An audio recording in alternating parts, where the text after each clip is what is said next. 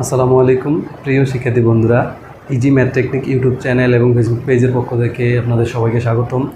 আমি আপনাদের সাথে আছি মোহাম্মদ জুয়েল হোসেন। তো আমরা আজকে যেটা আলোচনা করব সেটা অলরেডি আমি পিছনে লিখে ফেলাইছি। এটা আজকে আমরা আলোচনা করব অষ্টম শ্রেণীর যে গণিত 2024 সালের নতুন সিলেবাসের আলোকে। এখান থেকে একটা অধ্যায় নিছি, এটা হলো ক্ষুদ্র সঞ্চয়ে ভবিষ্যৎ গড়ি। তো প্রথম পর্বে আমরা বেসিক আলোচনা করব এবং পরবর্তী পর্বে বোর্ড বইয়ের যে অঙ্কগুলো আছে একটা একটা করে অঙ্কগুলো আমরা কী করব, ধারাবাহিকভাবে সমাধান করার চেষ্টা করব। তাহলে প্রথমে আমরা একটু অধ্যায় নিয়ে আলোচনা করি, যেটা হলো কি ক্ষুদ্র সঞ্চয় ভবিষ্যৎ গড়ি। আসলে ক্ষুদ্র মানে হলো ছোট, সঞ্চয় মানে জমা করা। তাহলে ক্ষুদ্র সঞ্চয় হলো কি ছোট ছোট জমা করা, ছোট ছোট জমা করা। ভবিষ্যৎ তো আমরা সবাই চিনি, ভবিষ্যৎ গড়ি মানে ভবিষ্যৎ তৈরি করা। ছোট ছোট করে জমা করে আমাদের এটা ভবিষ্যতের জন্য বড় কিছু তৈরি করা, এটাই হলো অধ্যায়ের মূল কথা। তো ছোটো ছোটো করে আমরা কি করি, 5 টাকা 10 টাকা এভাবে জমা করি। আমরা প্রত্যেকে কি জমানোর চেষ্টা করি। তো জমানোটা যদি আমাদের কাছে রাইখে দিই, আমরা দেখা গেল যে হুট করে কোনো একদিন আবার কী করি, আমরা খায়া ফেলাই। এটা হইলো আমাদের স্বভাব, যে একসাথে কিছু টাকা জমছে, আমরা যে কোনো একটা কাজ করে শেষ করে ফেলি টাকাটা, না হয় আমরা কিছু কিনে খাই, এতে শেষ হয়ে যায়। তো এক্ষেত্রে সমস্যা না, সমস্যাটা হলো আমরা কি করি, যখন আমরা ক্ষুদ্র ক্ষুদ্র সঞ্চয় মাধ্যমে ভবিষ্যৎ তৈরি করতেছে, তাহলে আমাদের টাকাটা, আমাদের সঞ্চয়টা একটা নির্দিষ্ট জায়গায় রাখতে হয়। সেটা হলো কোথায়, আমরা ব্যাংকে রাখি।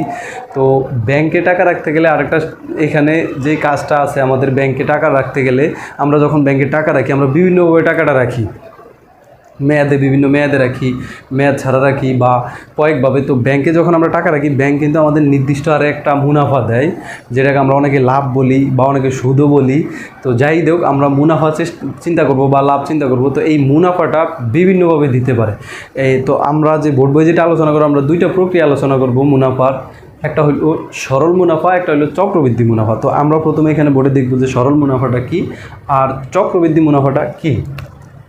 আচ্ছা, প্রথমে আসি সরল মুনাফা। তো এটা যদি আমরা উদাহরণের মাধ্যমে বুঝাইতে চাই, একদম সরাসরি সহজে যেটা বুঝতে পারি, আমরা ধরে নিই যে আমরা 100 টাকা দিয়ে আমরা হিসাবটা করব। 100 টাকা আমরা ব্যাংকে রাখলাম। সেক্ষেত্রে আমরা কী করলাম, এখানে আমরা 100 টাকা ব্যাংকে জমা রাখলাম। তো ব্যাংক জমা রাখার পর ব্যাংক 1 বছর পরে আমাদেরকে, আমরা ধরে নিই যে 10 টাকা সুদ দিল। 1 বছর পর ব্যাংক আমাদের কী করলো, 10 টাকা মুনাফা দিল। সেক্ষেত্রে 1 বছর পর আমাদের টাকাটা হইল কত, তাহলে 110 টাকা। এটা হইল 110 টাকা। তার দ্বিতীয় বছরে কী করলো ব্যাংক, এর পরের বছরে আরও 10 টাকা দিল, তার মানে 120 টাকা হইল। তৃতীয় বছর কী করলো ব্যাংক, আরও 10 টাকা দিল, দুইটা মিলে 130 টাকা হইল।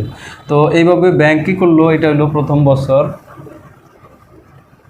এটা হইল দ্বিতীয় বছর, এটা হইল তৃতীয় বছর। তো এই 3 বছরে আমরা মোট মুনাফা পাইলাম কত টাকা, তাহলে 10, 20, 30 টাকা। মোট মুনাফা হইল,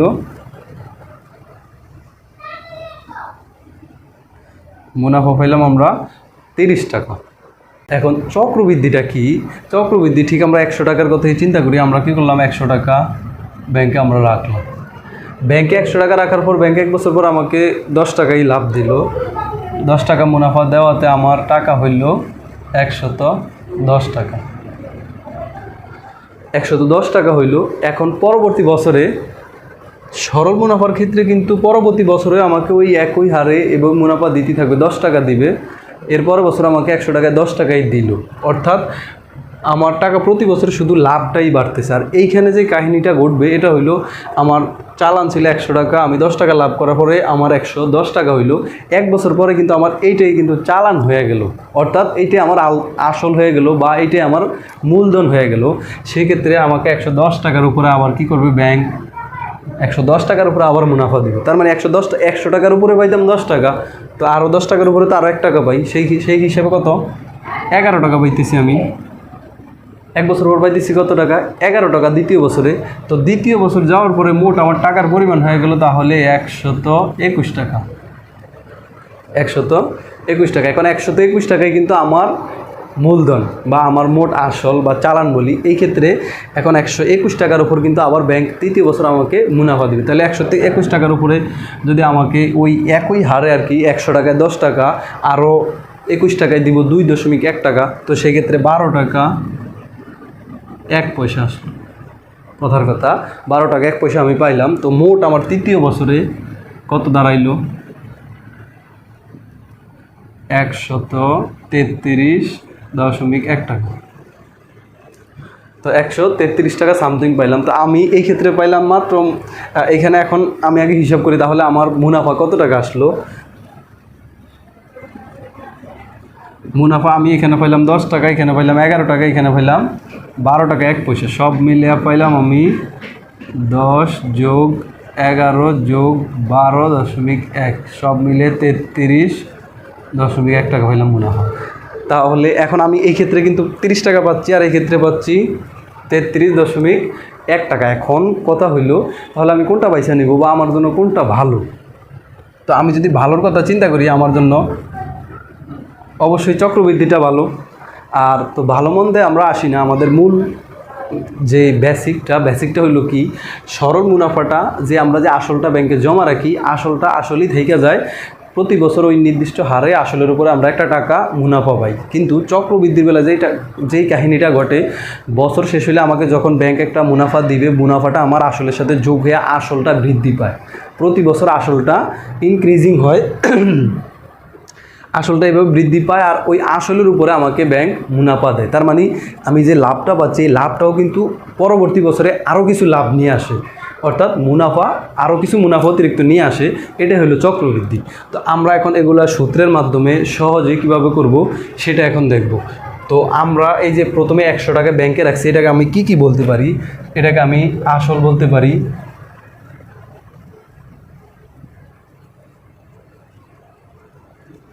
অথবা আমি যদি বলি মূলধন বলতে পারি, আসলও বলতে পারি, আমি এটাকে মূলধনও বলতে পারি। আর এই যে মোট মুনাফা পাইছি, আসল অথবা মূলধন, এটাকে আমরা পি দ্বারা প্রকাশ করব, পি, ঠিক আছে।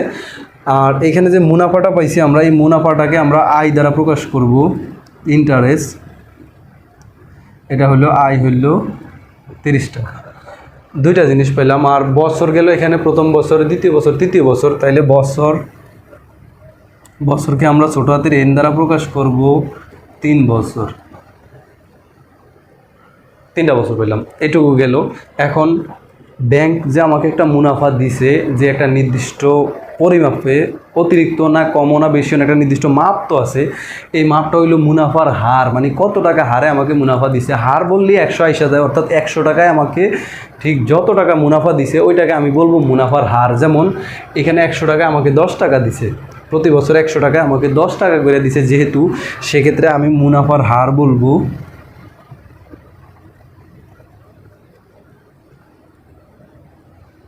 মুনাফার হারকে ছোটো হাতের আর দ্বারা প্রকাশ করা, এটা হইল 10%। অর্থাৎ পার্সেন্ট মানে 100, তার মানে 100 টাকা আমাকে 10 টাকা দিল। এটা ঠিক এখানে একই কাহিনী ঘটবে।